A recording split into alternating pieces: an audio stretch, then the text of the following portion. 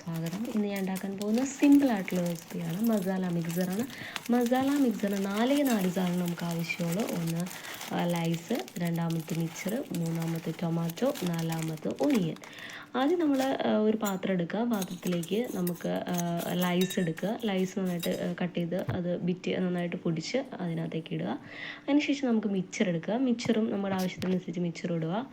പിന്നെ ഞാൻ എടുത്തതെന്ന് വെച്ചാൽ ഓണിയൻ എടുത്തു. ഓണിയനും ടൊമാറ്റോയും ചെറുതായിട്ട് കട്ട് ചെയ്തെടുത്തിട്ട് ഈ മിക്സറിലേക്കും അതുപോലെ തന്നെ ഈ ലൈസിലേക്കുള്ള ഇതിലേക്ക് ഇട്ടിട്ട് നന്നായിട്ട് മിക്സ് ചെയ്തെടുത്തു.